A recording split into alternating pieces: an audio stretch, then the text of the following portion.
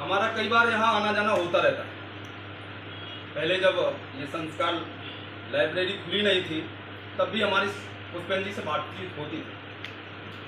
तो पुष्पेन जी कई बार बोला करते थे कि क्या करना चाहिए भाई साहब। कुछ लोग हमसे कहा करते हैं कि यहाँ पढ़ाई का बहुत माहौल नहीं बन पाता, बहुत अच्छा पढ़ाई का माहौल नहीं मिल पा रहा है, तो इसके लिए कुछ करना चाहिए। तो उसके लिए कई बार विचार किए और विचार करने के बाद उन्होंने सोचा कि हम ऐसा माहौल देंगे कि यहाँ के बच्चे ठीक से पढ़ पाएंगे और जितना ज़्यादा से ज़्यादा कम होगा उतना कम से कम फीस लेंगे। और जब हम कभी कभी आते हैं तो एक बार हमने स्वयं देखा कि एक बच्चा आया और उसने कहा कि भाई साहब हमको सर जी हमको हमारे पास इतनी फीस नहीं है जितना आप कह रहे हैं। तो पुष्पेन जी ने स्वेच्छा से उससे कहा आपके पास जितना हो उतना देना, लेकिन पढ़ना, ठीक से पढ़ना। ऐसा हमने कई बच्चों को देखा है, यहाँ पर कई बच्चे आते हैं। तो ऐसा यहाँ पर यह संस्कार लाइब्रेरी लोगों के भविष्य के साथ साथ पढ़ाई का माहौल दे रही है।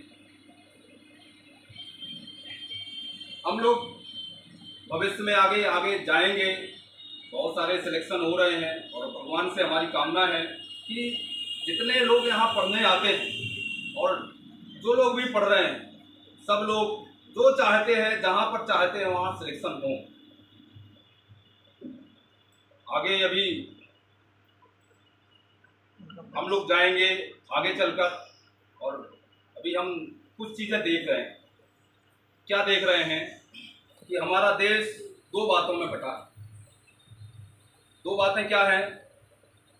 कुछ कहते हैं कि मैं भारतीय हूँ और कुछ कहते हैं मैं भारतवासी हूँ। ये दो बातों से बटा हुआ है। अब हमारे कुछ लोगों के मन में ध्यान में आएगा कि ये भारतवासी और भारतीय होने में क्या अंतर है। भारतीय और भारतवासी में बहुत अंतर है, बहुत बहुत दूर दूर का अंतर है। जो भारतीय हैं वो कहते हैं, वो हैं जो कहते हैं कि यह हमारी जो धरती है ये हमारी माता है, इसका अन्न, जल और प्रकृति में जो जो कुछ भी है हम इसका सबका उपयोग करते हैं। जैसे हमारी माँ होती है, माँ से हम पलकर बड़े होते हैं और उसके बाद फिर हम इस धरती माता का उपयोग करते हैं। ऐसे ही कई धरती माता और जितनी प्रकृति में अन्य माएँ हैं या अन्य चीज़ें हैं, सबका उपयोग हम करते हैं और उनके संरक्षण के लिए प्रतिबद्ध भी हैं। हम इस धरती को माता मानते हैं। हम अपनी संस्कृति के उत्थान के लिए संस्कृति के साथ चलते हैं। और दूसरे वो हैं जो कहते हैं हम भारतवासी हैं, जो अपने धरती को माता नहीं मानते, वो एक पृथ्वी का भूभाग मानते हैं।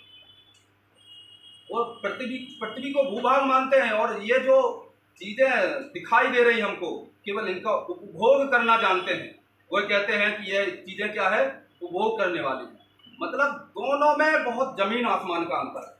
हम लोग आगे अभी जाएंगे, आगे हम लोग जाने वाले हैं, जाकर इन बातों का ध्यान करना। क्या वास्तव में हम लोग केवल इस धरती का उपभोग करने वाले व्यक्ति हैं? हमारा इतिहास, हम इतिहास की तरफ जाएंगे तो इतिहास बहुत लंबा है। हमारा त्रेता युग में जाते हैं। त्रेता युग में भगवान राम रहते हैं। हमारा देश भगवान राम का देश है। राम ने जब लंका विजय कर ली, विजय करने के बाद लक्ष्मण ने कहा कि हे प्रभु, ये तो लंका तो सोने की है, तो हम क्या इसी में न बस जाएं? यहाँ सब कुछ सोने का है, सब कुछ अच्छा है। तो भगवान राम ने उत्तर क्या दिया था? जननी जन्मभूमस्य स्वर्गादपि गरीयसी। जननी और जन्मभूमि, माँ और मातृभूमि दोनों किससे महान होते हैं? स्वर्ग से भी महान होते हैं। हम यहाँ नहीं रुकेंगे, यद्यपि ये सोने की लंका है। आगे हमारा इतिहास, हमने अपने देश के लिए क्या क्या नहीं किया, बहुत कुछ किया।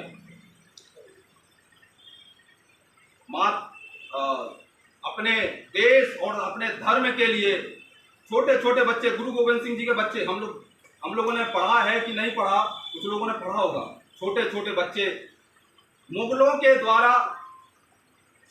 द्वारा उसमें चुन दिए जाते हैं। हमारा इतिहास ऐसा रहा, हमारा इतिहास रहा है जब राजपूत सैनिक जब वहां जाते थे, युद्धों में जाते थे, तो हमारी माताएं बहनें जौहर कर लेती थी। ऐसा हमारा इतिहास रहा है।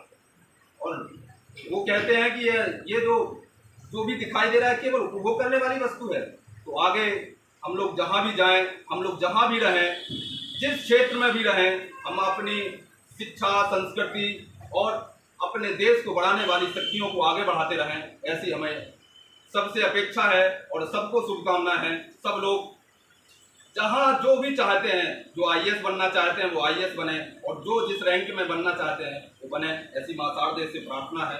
सबको शुभकामना। मातरम, वंदे मातरम।